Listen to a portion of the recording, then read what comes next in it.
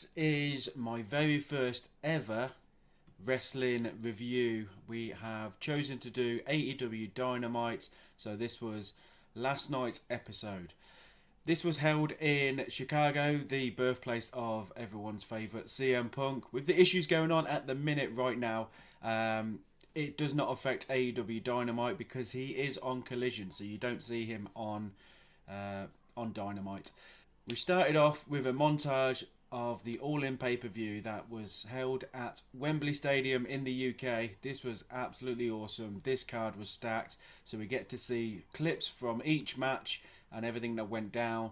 I thought that was awesome because normally we just get pictures, and I thought it was awesome that we actually got video footage this time of what went down.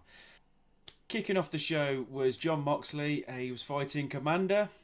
It was announced that Jon Moxley will be fighting either Orange Cassidy or Penta El Zero Miedo, the winner of the main event. They're going to be fighting each other at All Out in Chicago this Sunday.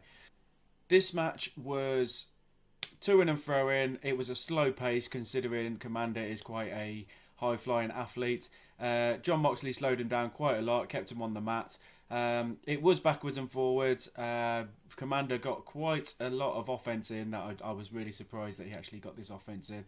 Then we had Jon Moxley doing his normal stuff. He didn't actually bleed in this match. You may be surprised. Jon Moxley did not bleed in this match. Right, so there was after the power driver pin attempt on Commander, the kick out angered Jon Moxley. I thought that was a really, really good move. Because he thought he had him finished. So he got him in a sleeper, and then he got him in another submission, and he made him tap out. So Commander tapped out. Jon Moxley, winner of this match. After the match, we got a video footage from the backstage of AEW All In, and it was the Young Bucks talking to FTR. They were both praising each other, giving each other respect. They didn't do it in the ring, but they did it here. And then the Bullet Club Gold came over and issued a challenge, a 4-on-4 with the Young Bucks, FTR versus Jay White, Juice Robinson and the Ass Boys. So that is going to be a match at All Out.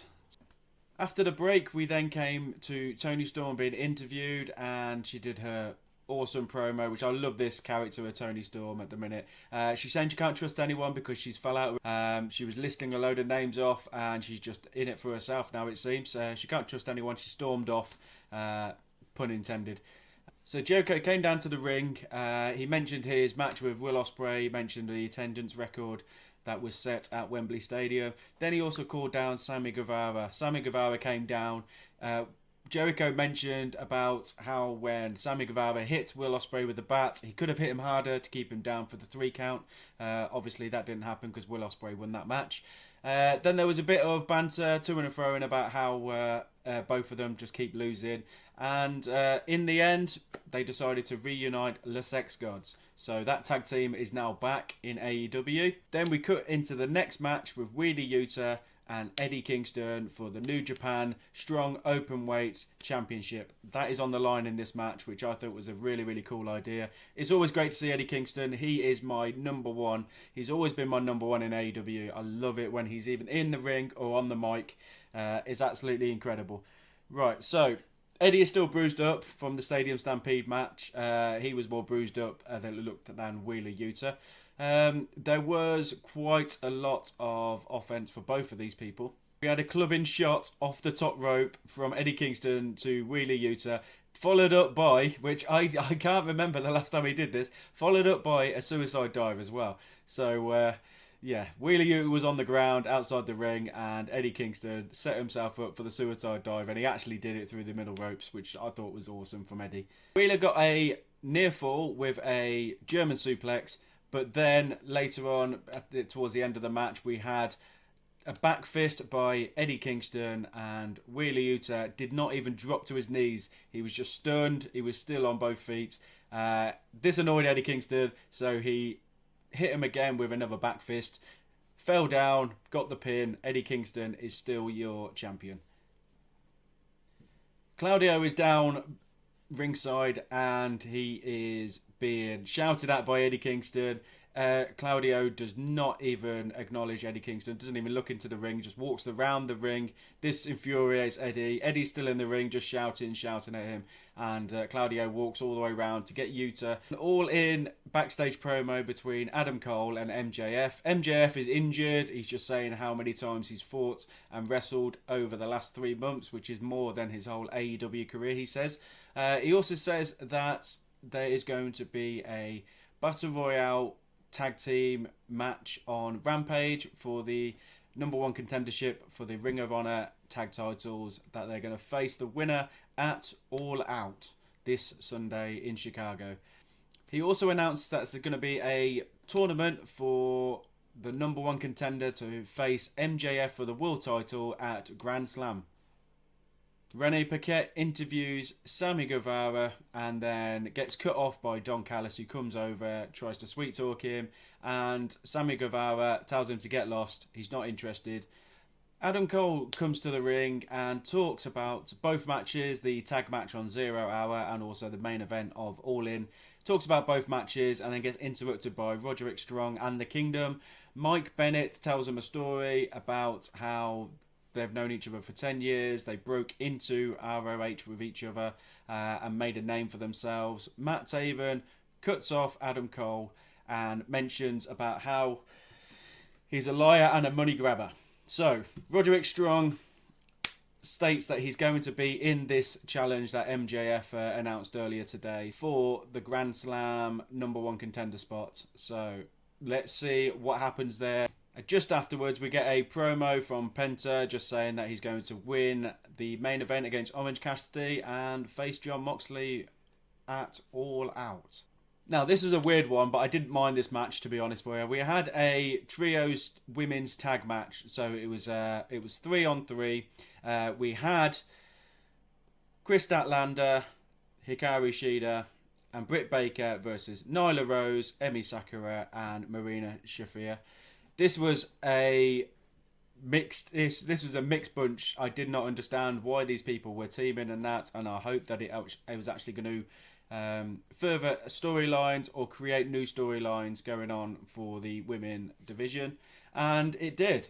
Britt Baker tags in Chris Statlander, and Hikaru Shida was not happy about this at all. And I thought, well, what's going to go on here? What's going to go on here? It was a nothing match, really, but towards the end, there was a miscommunication where Britt Baker super kicked Hikaru Shida by accident, and they were arguing outside of the ring. Chris Statlander put her finisher on, and she won. She pinned Marina Shafir. Then Ruby Soho attacked Chris Statlander from behind in the ring and took the belt. Ready. She left the belt. I thought she was going to take the belt because she's going to fight at the All Out pay-per-view, but she actually left the belt on the ramp in the end.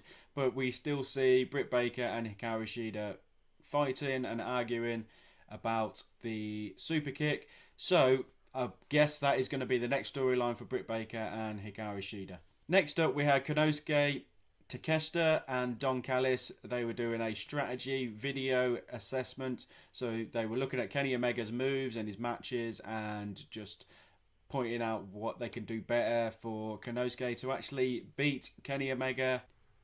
Then we have the crowd pleasers, the Acclaimed. The Acclaimed have arrived. They came down to the ring with their title belts. They are now the Trios champions, and Billy Gunn is dressed in pink, like overly dressed in pink.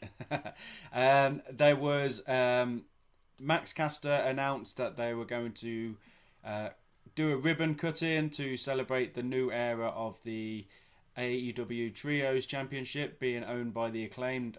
Then Anthony Bowens stepped up and he said to Billy Gunn, "We don't want these titles. We've got new titles." So they bust out these new AEW Trios titles for the Acclaimed, which are pink, and also the straps have scissors at the back where they connect in, which is their thing. If you haven't watched the Acclaimed before, they do a thing called Scissor Me, and all the crowd go wild. They go wild. It's actually a really good segment, to be fair.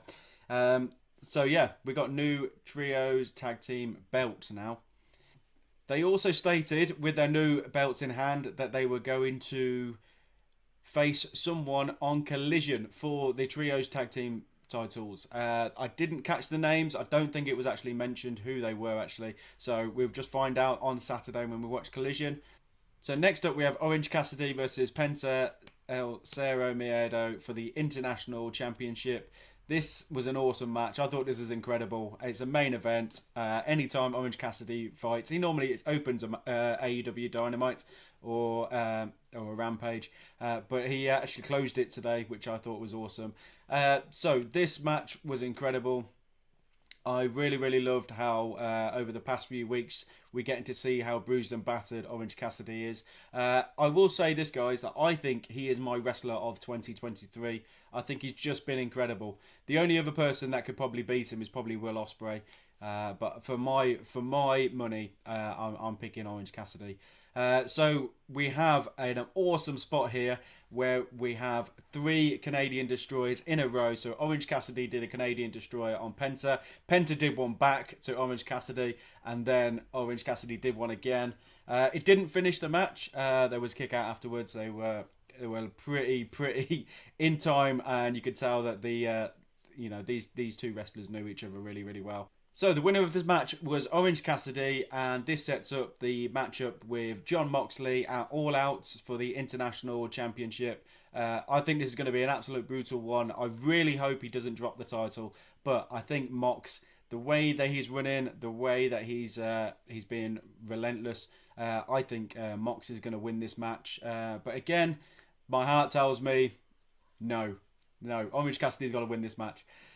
So guys, Mox comes down at the end of this match to set up a face-to-face with Cassidy as the show goes off the air. Mox pie faces him, and then Orange Cassidy actually slaps him, but not very hard because he's been showing that his right arm has been injured all match, so there wasn't much power on the slap that he gave. Then there's a couple of headbutts, and Jon Moxley walks off. That sets up the all-out match. So guys, this has been a quick review of AEW Dynamite. As I go along, this is my first ever review of a wrestling event. So as I go along, I will bring more stuff to the table. I will elaborate more on the matches. But I am TS Villa. If you don't know me, I stream on Twitch. So come on over to Twitch, type in TS Villa. Let me know what you thought of Dynamite. Please let me know in the comments. I'll read every comment. I'll react to every single comment and also reply. Also, if there's anything you want to say that you want me to mention on the next Dynamite, please let me know. I will look at those comments and then bring them over and we can talk about them after this. Please like the video, guys. I've really enjoyed doing this. As we go along, I'll get better at doing this. It's just me and you. We're just talking about Dynamite here.